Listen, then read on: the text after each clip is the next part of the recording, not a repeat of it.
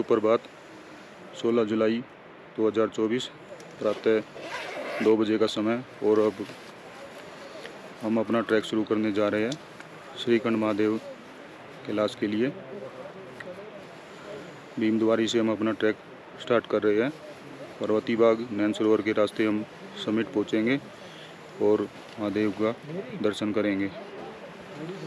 पल पल का अपडेट आपको देते रहेंगे, बने रहिएगा ब्लॉग में। ओम नमः शिवाय, हर हर महादेव।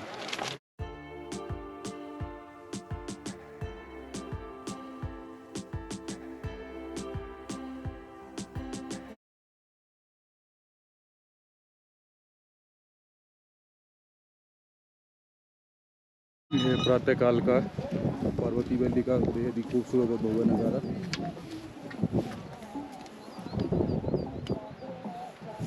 और ये सामने खड़े चंदेल जी हमारे गाइड। बम्बोरे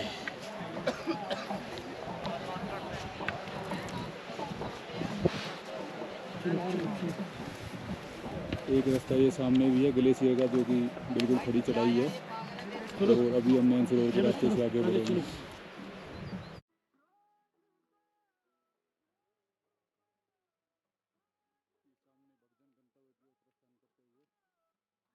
ये जो आप सामने ग्लेशियर देख रहे हैं, ये श्रीखंड कैलाश जाने का शॉर्टकट मार्ग है। ये बेहद ही कठिन और खड़ी चढ़ाई एवं फिसलन वाला है। इसे किसी अनुभवी गाइड के मार्गदर्शन में आप कर सकते हैं। थोड़ी सी भी असावधानी आपको किसी बड़ी मुसीबत में डाल सकते हैं।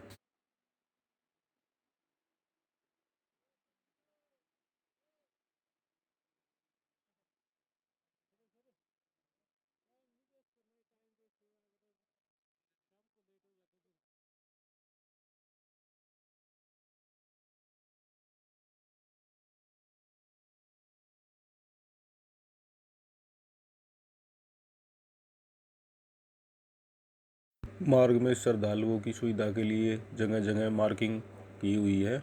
नैन सरोवर जाने का मार्ग बोल्डरों से परिपूर्ण है और साथ ही छोटे छोटे नालों को भी पार करना होता है। ये सामने आप छोटा सा नाला देख पा रहे हैं और ये घाटी का बेहद ही खूबसूरत नज़ारा।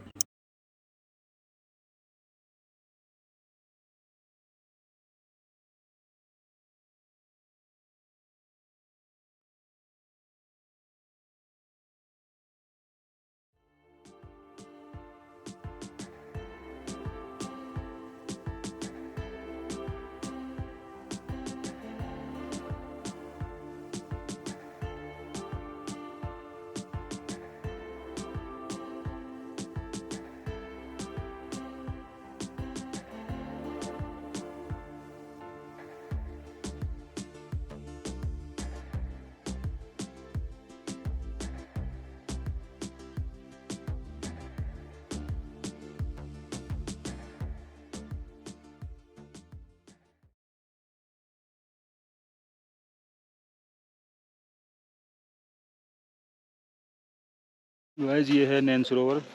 माता पार्वती ने शंकर के वियोग में आंसू बहाए थे, तो माता पार्वती के आंसुओं से झील बनी थी, इसलिए इसका नाम नैन सरोवर पड़ा। इस सरोवर की काफ़ी मान्यता है और लोग यहाँ पे पूजा अर्चना करने के बाद श्रीखंड महादेव के दर्शन करने जाते हैं।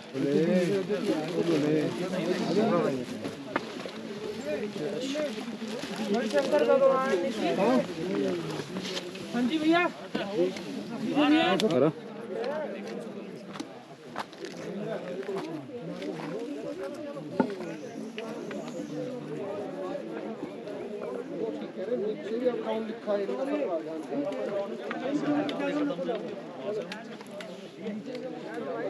सीजन में ये झील पूरी तरह से स्नो कवर्ड हो जाती है और अभी ग्लेशियर मेल्ट हो चुका है, तो झील में अभी जल का जमाव दिखाई दे रहा है। इस प्राचीन झील की काफ़ी मान्यता है और श्रद्धालुगण यहीं पे पूजा अर्चना करने के बाद श्रीखंड महादेव के दर्शन करने के लिए आगे जाते हैं। तो गाइस, अभी हमने पार्वती सरोवर इस नैन सरोवर झील में पूजा अर्चना कर ली है और स्नान तो अभी संभव नहीं है क्योंकि काफ़ी ठंड है। हमने जल के छींटे डाल लिए और पूजा अर्चना हमारी हो चुकी है। अब हम श्रीखंड महादेव के दर्शन करने के लिए प्रस्थान करेंगे। और ये देख लीजिए भक्तों का कानवा है, ऊपर ये ट्रेन जा रही है और हमें वहाँ ऊपर उस शिला तक जाना है। वहाँ ऊपर उस शिला तक हमें जाना है और समिट तक पहुंचकर श्रीखंड महादेव के हम दर्शन करेंगे।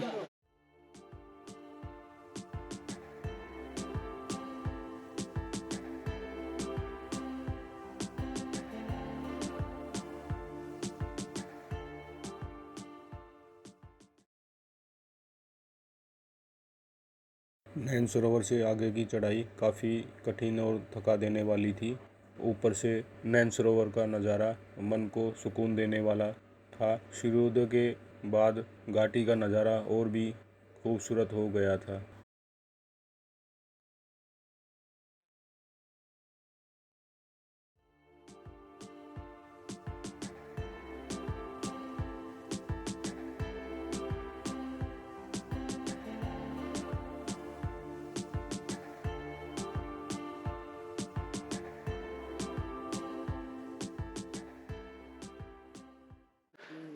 ग्लेशियर को क्रॉस करते हुए ऊपर शिला की तरफ बढ़ते हुए ये ग्लेशियर है और भक्तजन रोप की सहायता से इसको धीरे धीरे क्रॉस कर रहे हैं। हम चढ़ाई के अंतिम छोर में और ऊपर है श्रीखंड महादेव समिट और ये सब चढ़ाई चढ़ते हुए और ये इधर घाटी का नज़ारा।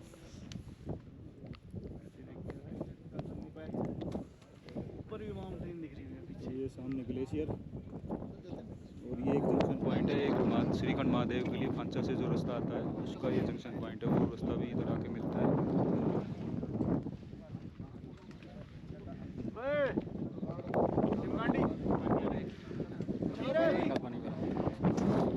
दोस्तों इस श्रीखंड महादेव शिला के समीप शिखर की ओर बढ़ते हुए ये देखिए कितना बड़ा ग्लेशियर है रास्ते में।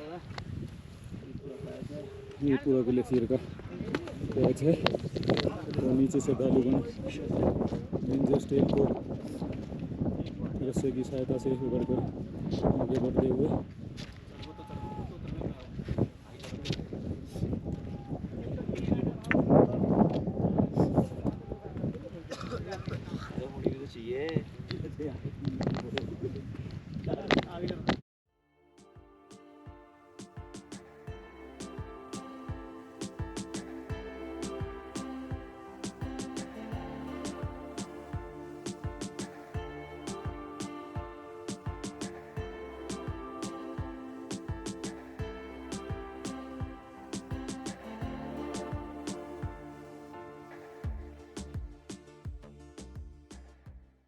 एक ग्रुप फोटो हो रही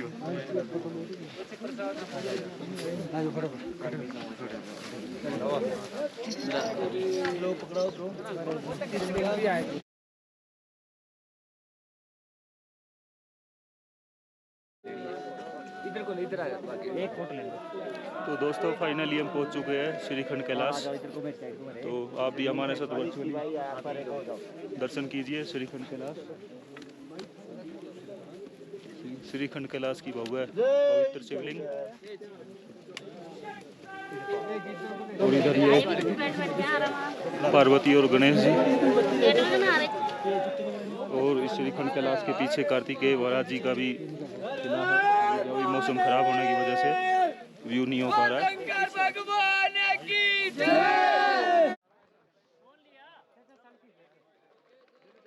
श्रीखंड कैलाश हिमाचल प्रदेश में कुल्लू जिले में 18,570 फीट की ऊंचाई पर है। साथ ही में आप जो पर्वत देख रहे हैं वह है कार्तिकेय पर्वत। यह यात्रा बेहद ही कठिन और दुर्गम है। साल के अगर कुछ महीने छोड़ दे तो यहाँ शिखर के आसपास आपको काफ़ी ग्लेशियर देखने को मिलते हैं। ये देखिए घाटी का बेहद ही खूबसूरत नज़ारा।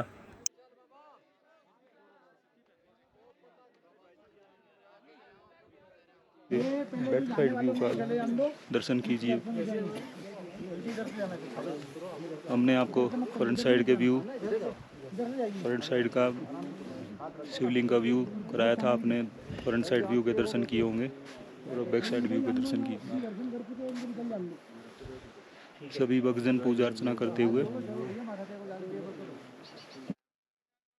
यह दृश्य देखकर मुझे बहुत पीड़ा हुई। अगर यहाँ आकर आप यह सब करते हैं तो आपकी कैलाश यात्रा का कोई मतलब नहीं है।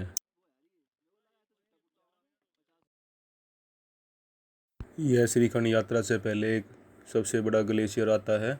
इसे बड़ी ही सावधानी के साथ पार करना होता है। यह ग्लेशियर हम आपको जाते समय नहीं दिखा पाए थे। ये देखिए चारों तरफ फैला हुआ यह ग्लेशियर देख रहे हैं आप।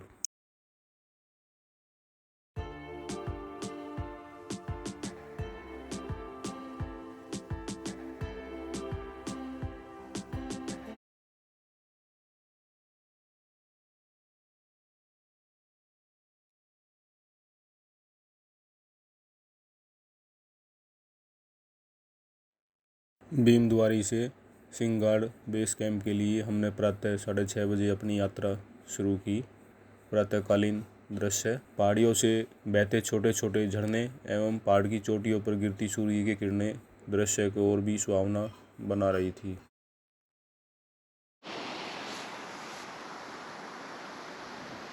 प्राकृतिक नज़ारों के साथ पल पल बहते झरने का बेहद ही खूबसूरत दृश्य है जो हम आपको जाते समय नहीं दिखा पाए थे।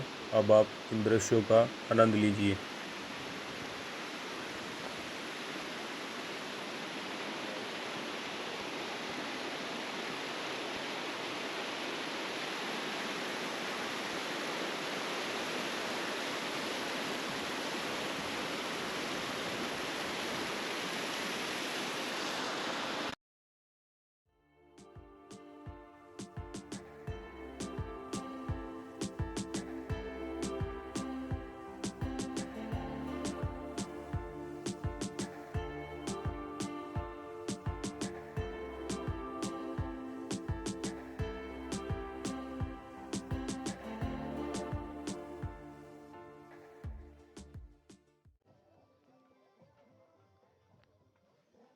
ये है भीम तलाई।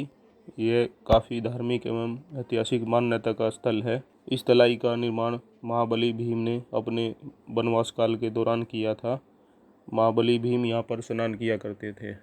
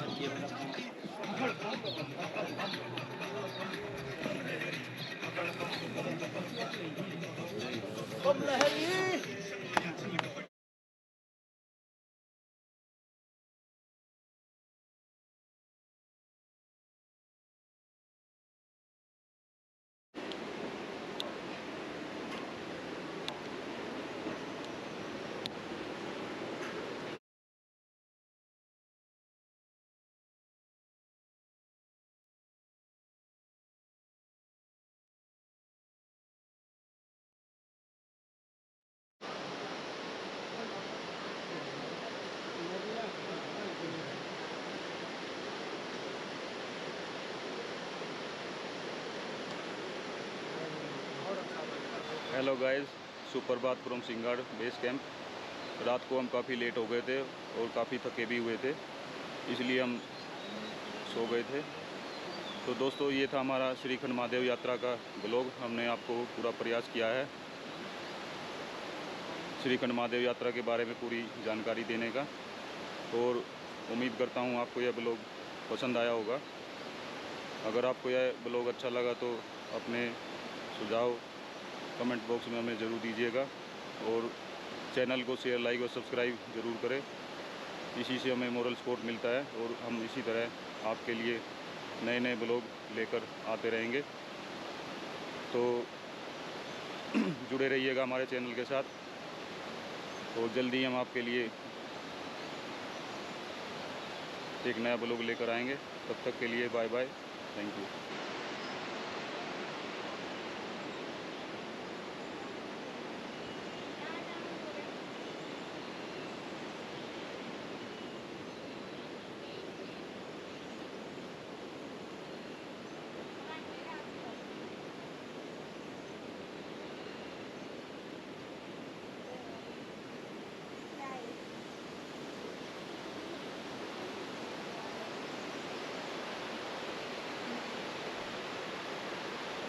दोस्तों, मैं श्रीखंड महादेव जो यात्रा करने वाले हैं उनके लिए इस ब्लॉग के माध्यम से एक संदेश देना चाहूँगा।